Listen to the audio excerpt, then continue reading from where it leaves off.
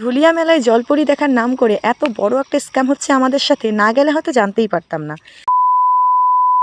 So hello everyone, কেমন আছো তোমরা সবাই? ঝাড়খণ্ড থেকে বাড়ি আসার পরের দিনই আমি দিদিদের সাথে দিদিদের বাড়িতে চলে আসি।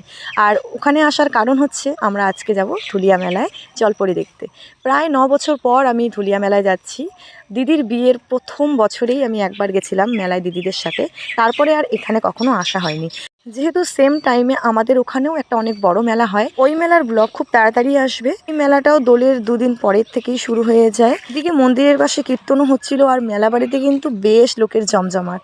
দেন তারপরে আমরা মেলার মধ্যে ঢুকে পড়ি। কয়েকদিন থেকে ঘুম ভালো মতো হচ্ছে না, তারপরেও যে আমার শরীরে এত এনার্জি কোথা থেকে আসে মানে বলা মুশকিল। আমি ঘুরতে ভীষণ পছন্দ করি, নিজেকে হাসি খুশি রাখতে খুব ভালোবাসি। হাজারো দুঃখ কষ্টের মধ্যে আমার মুখে থাকে হাসি। বাড়িতে আসা কিন্তু বেশ কিছুদিন হয়ে গেছে, আর আমার ব্লগটা পোস্ট করতে অনেকটাই দেরি হয়ে গেল। আমাদের ওয়েস্ট বেঙ্গলে মেলা মানেই হচ্ছে এই সমস্ত কিছু, সার্কাস, ব্রেক ডান্স, চিত্রাহার, নগরদোলা, ছোট ছোট বাচ্চাদের আনন্দ দেওয়ার জন্য এই সমস্ত আর কি জিনিস। দেন তারপরে আমরা চলে এলাম জলপরি দেখতে।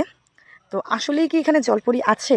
আসলেই কি জলপরি আমরা দেখতে পারবো? আমি তো দেখবই, সাথে তোমাদেরকেও দেখাচ্ছি ভিতরে কি আছে। একজনের 70 টাকা করে টিকিট কেটে তো জলপরি দেখতে আমরা ঢুকে গেলাম, কিন্তু এখানে এসে যেটা হয়, সবাই শুনেছে যে 3টে কি 4টে জলপরি আছে, সেই জায়গায় আমরা গিয়ে দেখি একটা জলপরি। অ্যাকচুয়ালি এগুলো আসলেই তো জলপরি না, মানুষই আর কি সেজেছে। যদি বলা হয় যে একটা জলপরি আর তো নেই, আর সেরকম ইন্টারেস্টিং লাগছে না, তাহলে বলবো ওরাও কিন্তু কষ্ট করেই জলের মধ্যে রয়েছে আমাদের সকলকে আনন্দ দেওয়ার জন্য। তবে একটা কথা আমি বলতেই পারি, যেখানে 70 টাকা করে টিকিট নিচ্ছে সেই জায়গায় যদি টিকিটের দামটা আরও একটু কম হতো তাহলে হয়তো খুব ভালো হতো।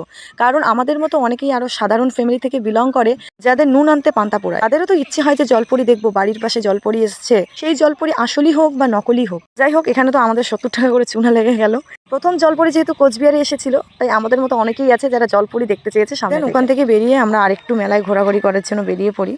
এখানে অনেক কিছু জিনিস রয়েছে যেগুলো 50 টাকাতেই বিক্রি হচ্ছে, খুব সুন্দর সুন্দর জিনিস। মেলায় একটা জিনিস খুব ভালো লাগে যে কিছু কিছু জিনিস অনেক কম দামে পাওয়া যায়, আবার কিছু কিছু জিনিস যে দাম বাজারে থাকে তার থেকেও বেশি ধরে বসে থাকে। দেখবে ওই দোকানে লাভ তো হয়ই না, উল্টো আবার লস হয়, কারণ অত দাম দিয়ে কে জিনিস কিনতে যাবে ভাই, যেমন আমি। এখানে 100 টাকাতেও কত সুন্দর সুন্দর ব্যাগ বিক্রি হচ্ছে, বাজারে গেলে এই ব্যাগের দাম আরো বেশি। দেন এখান থেকে কিন্তু আমি একজোড়া জুতোও কিনে নিই 200 টাকা দিয়ে। তারপর আমরা চলে আসলাম হরেক মাল 10 টাকা। আর এই দোকানগুলোতে 10 টাকা দামের অনেক সুন্দর সুন্দর জিনিস পাওয়া যায়। আমাদের মেলা ঘোরা শেষ, এখন যাব বাড়ি। তাই মেলার ভিতরে যেহেতু কিছু খাইনি, তাই দিদি আর আমি একটা করে রোল খেয়ে চলে গেছিলাম ঘুগনির দোকানে ঘুগনি খেতে।